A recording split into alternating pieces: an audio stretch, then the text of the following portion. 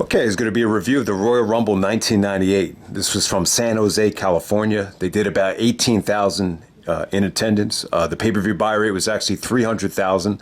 So it's almost about a 100,000 increase compared to the last couple of years. So yeah, the thing that you notice about this particular time in pro wrestling, WCW was just coming off of Starrcade with Sting versus Hogan. And it definitely felt like the tide was turning to shift, it seems to me, with the way Sting and Hogan was booked. And then you got this Royal Rumble where Austin is just building all this momentum, and then it leads to Austin versus Tyson, that segment the next night on Raw. So if you want to look to one pay-per-view where the turning point really started for the success of the World Wrestling Federation, I would definitely say Royal Rumble 1998 is definitely a milestone. So let's get right down to it. The first match of the night, we got Vader taking on the artist formerly known as Goldust, out there with Luna Vachon. So if anyone hasn't seen it yet, definitely check out the Luna Vachon Dark Side of the Ring. It seems to me like that's going to end up being more underrated Dark Side of the Ring episodes. The plane ride from hell pretty much got most of the attention, but it seems to me like the Luna one kind of went under the radar. But yeah, don't sleep on it. It was very interesting. So yeah, Vader and Goldust right here. Yeah, the match is a lot of fun. I think at this particular time, Goldust was a little bit wacky. Just his attire was almost laughable. But Goldust is still good though. I just prefer Goldust from '96 as opposed to this version of him. But yeah, Vader was really over. I love the ending. The ending actually features, Luna, on top of Vader, but Vader still applying the Vader bomb. Just had an awesome finish. The crowd was good here. The crowd was into both guys. And you could definitely tell, like, the crowd reaction and the tone of the vocals of the crowd is just a totally different atmosphere than the previous Royal Rumble. So it in some ways is just a sign that, things are definitely changing in terms of the demographic with this company at the time. Okay, so next up, we got Max Mini, Mosaic, and Nova taking on Battalion, El Torito, and Tarantula. This is kind of a mini-me type of match with the midgets. Sunny was actually the special guest referee. She looked really good. She had the nice short shorts on. She looked pretty, and she was engaging. It was an interesting situation to see Sunny out there with all these smaller guys. They kind of played off of the Chris Candido situation, because I guess Candido is more of a smaller wrestler, so there was kind of an inside joke with Jerry Lawler and Jim Ross that Sonny's attracted to small men. But yeah, the match was fun. It was good action. The midgets. I think last time we saw midgets, it might have been WrestleMania 3. I know Brett said that Stu used to have midgets back during the Stampede days. But yeah, the bottom line is I thought this was a lot of fun. Sonny's interaction with them was something to see. Even Tyson was up there with Shane McMahon, and it didn't seem phony. Tyson seemed like he was having a lot of fun watching the match. So let's move on to the Intercontinental Championship match. We got The Rock actually taking on Ken Shamrock. I would say this about The Rock on this Royal Rumble 98 show. It's kind of like Rocky Maivia morphing into The Rock. He had a great speech on Sunday Night Heat. He had this great match with Shamrock. There was a promo on the president where it ain't silly, you got to cover it, Willie, talking about the Bill Clinton and I guess it was Paul. He actually mentioned Paula Jones, not Monica Lewinsky, but January of 1998.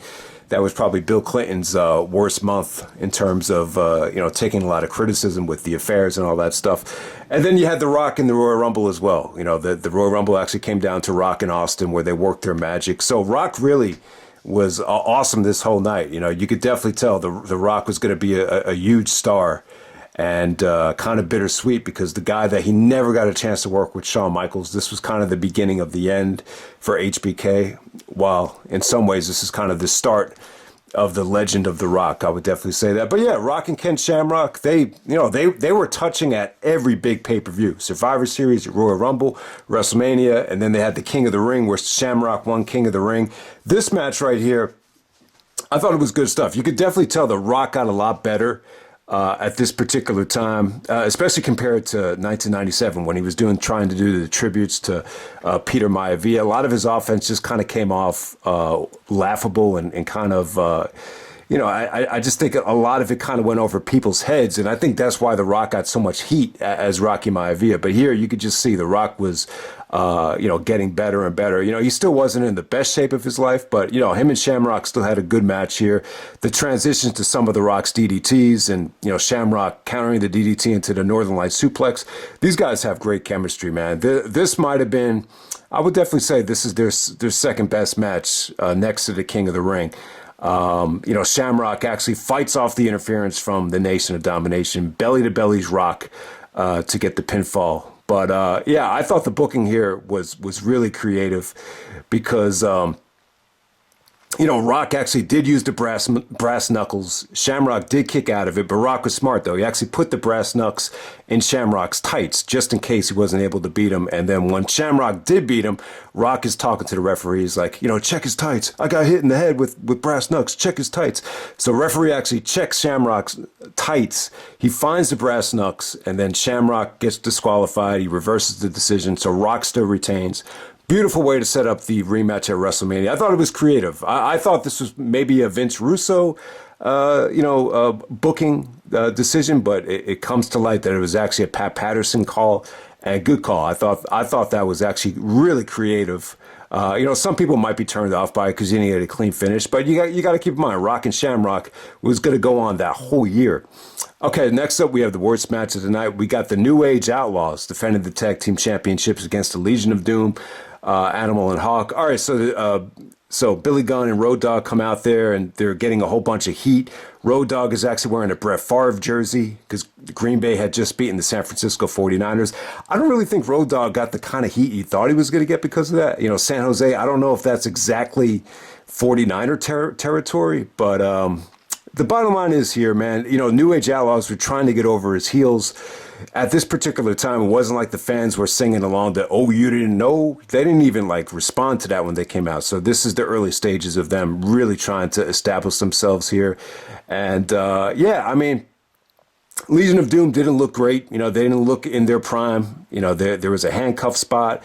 Then when I think it was Hawk, when he broke out of the handcuffs, it was a little bit too late, and the New Age Outlaws got disqualified. So this was just definitely about, overprotecting the new version of the Legion of Doom, which, it just didn't seem like they were quite in their prime anymore. But, this definitely had a cheap finish, but at the same time, it really put over the New Age Outlaws as, hateable heels, which, you kind of think of them as more as baby faces. But, before WrestleMania, they were really trying to get hated, and that's exactly what happened there. All right, so next up, we got the 30-man Royal Rumble match for a title shot at WrestleMania 14. So this is really the Stone Cold Royal Rumble once again. I think 97 was Austin's best performance. That was Austin as a heel. This is Austin getting his moment as a babyface.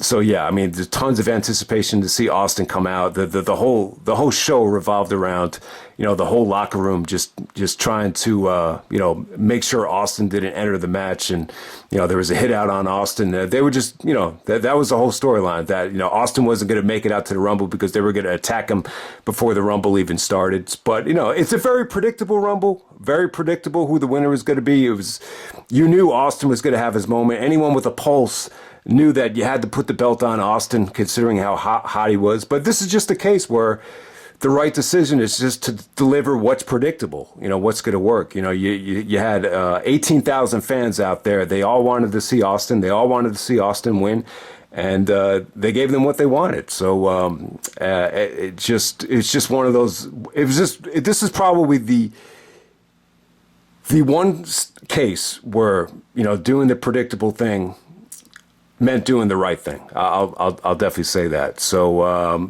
the one of the interesting things about this Royal Rumble was Mick Foley. Mick Foley actually came out 3 different times as Cactus Jack, Mankind, and then Dude Love. He actually starts off the Rumble as Cactus, going up against Terry Funk as Chainsaw Charlie, and it was pretty brutal. They're pretty much just going full board, hitting each other with chair shots, really nasty looking, unprotected chair shots.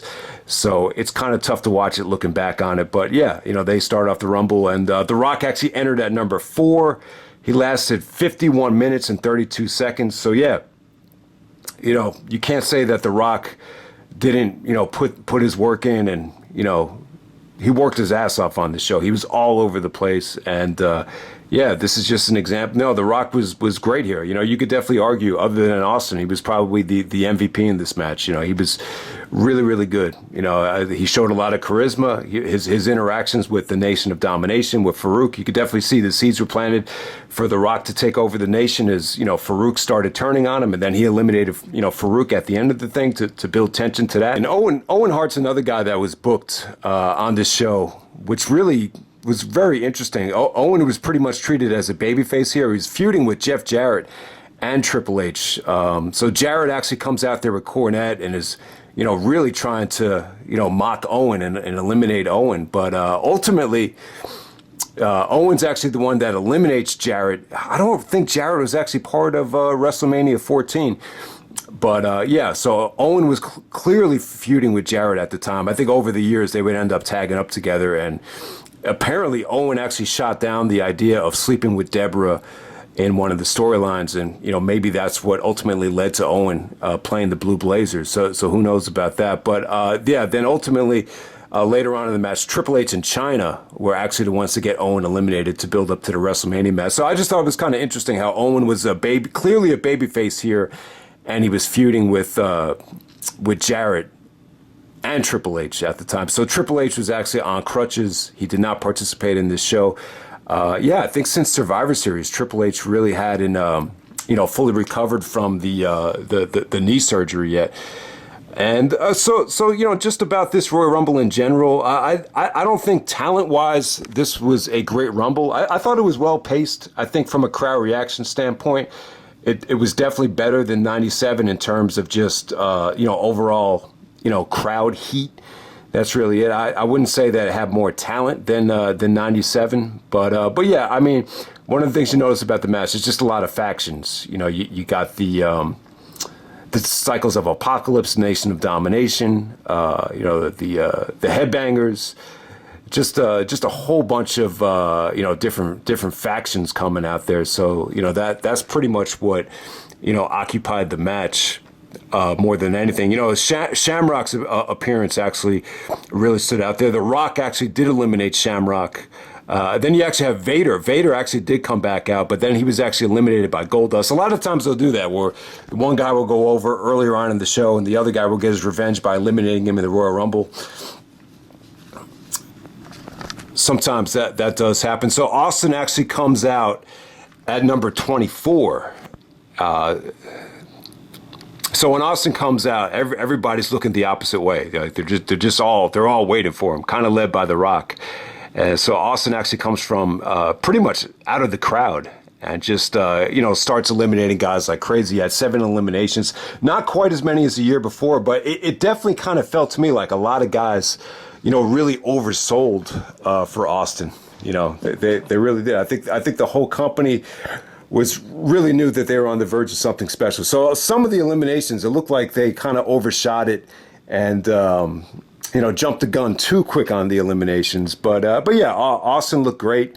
He looked like he was a lot bigger than the year before. It looked more muscular. You could definitely tell he was spending a lot of time in the gym. And yeah, he was like a machine. You know, the fans definitely loved him.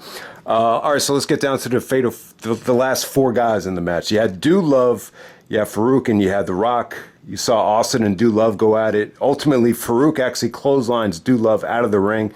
As Farouk and Austin are right by the turnbuckle, The Rock is actually kind of just letting them do their thing. And then when he sees the opportunity to get Farouk out of there, he dumps him out. And it comes down to Rock and Austin, and just, you know, they were able to work their magic. Just, you know, the crowd was just, that was probably the loudest the crowd ever was on the show. Just the exchanges between Rock and Austin. At one point, Austin throws him over the top rope. Rock actually comes back in after Austin starts celebrating. Austin sees him out of the blue, gives him a stunner, and, you know, Rock doesn't even go down from the stunner, and then Austin throws him over the top rope and wins. Yeah, very predictable Rumble, but this is a situation where you just can't fuck with the guy that's hot, and that's exactly what it was. I'm not going to say that the Rumble was great. this is kind of like middle of the line. I don't think it was a great Rumble, but it definitely was something to see. And in some ways, it's probably, I think Austin kind of solidified himself as like the, one of the most valuable guys for the Royal Rumble. This is a case where the guy is so over and so good that you can't jeopardize that main event. Even if it means, going with the same guy that won the previous Rumble, you just got to do it to solidify that WrestleMania main event. Okay, so the main event of the Royal Rumble pay-per-view for 1998 was actually a casket match. Shawn Michaels, the WWF champion. As we know, Shawn won the belt from Bret at Survivor Series. This is his second title defense on pay-per-view. And finally, this is the only time Michaels and Undertaker was for the WWF championship. And so this is a casket match.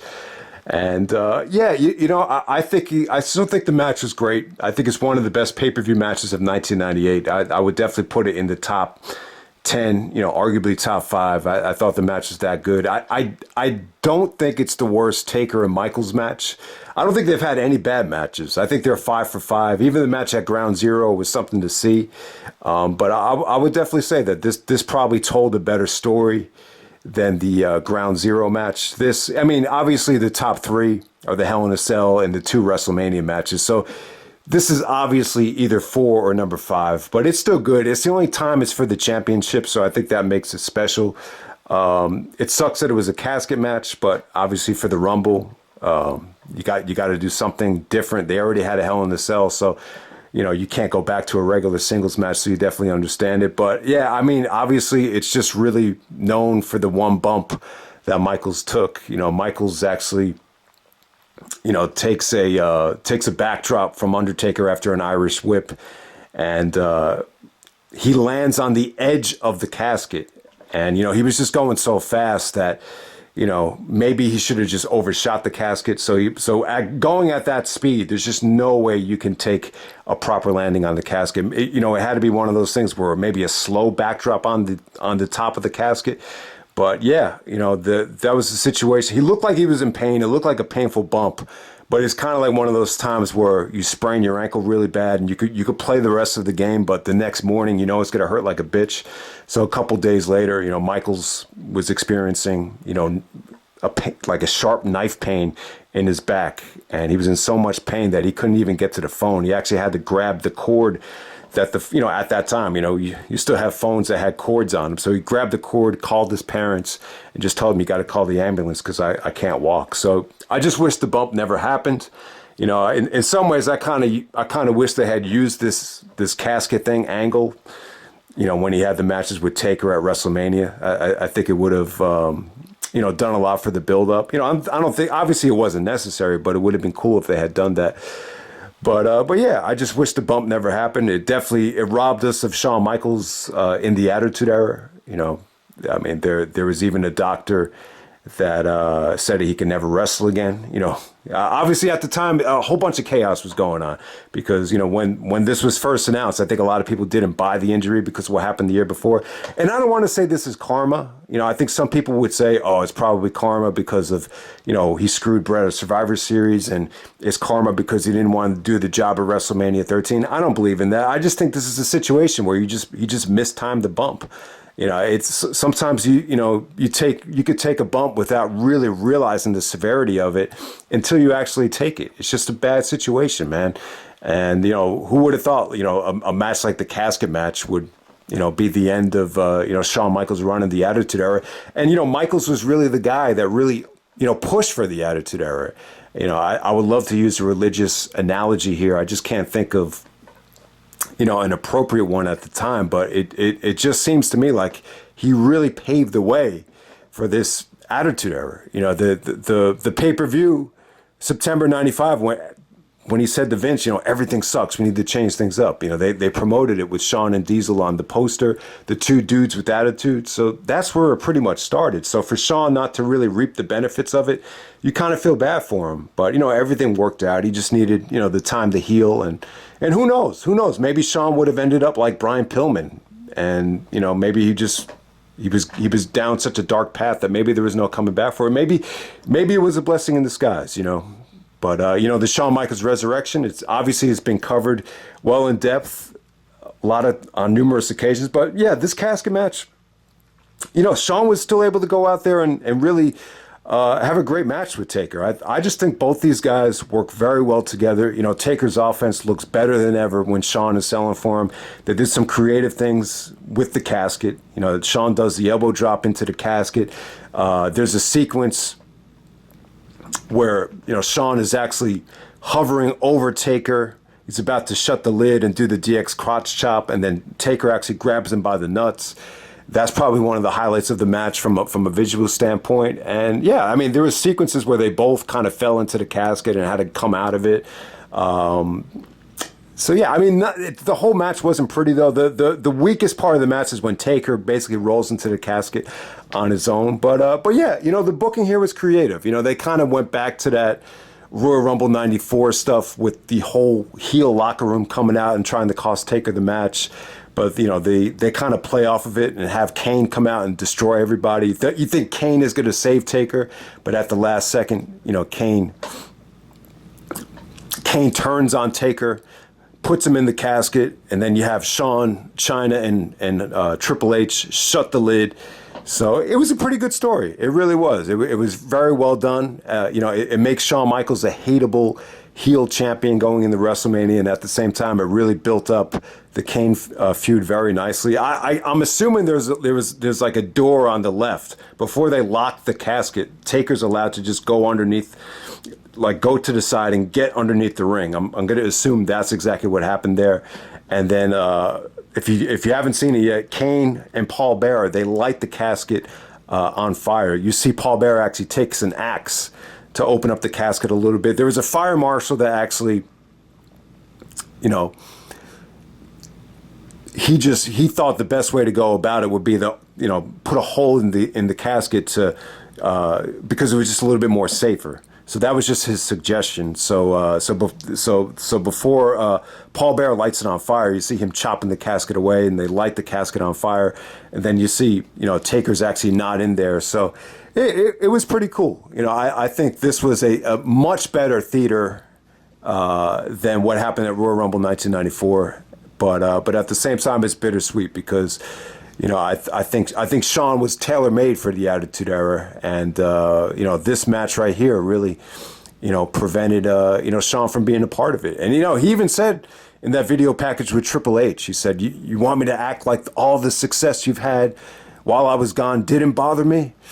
And then Triple H was like, it ate a hole inside of you that you had to drag your ass out of bed. So, yeah, they used that in storylines before. Obviously, Shawn just lost a lot of money. I mean, that's the bottom line. Even though Vince still paid him his standard guaranteed salary, which I think was like $750,000 a year, but still, like Shawn lost out on a lot of money, especially when you look at what Austin got in 98, 99. There's a report that Austin made about $13 million.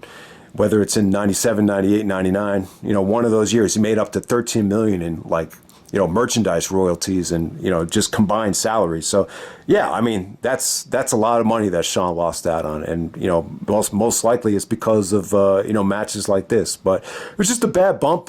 It's one of those things you can never recover from. Anytime you hit the edge of something, it's always dangerous. But yeah, man, that's Royal Rumble 1998. It's definitely, I would definitely say, a landmark for the Attitude Era, and I'm out. All right.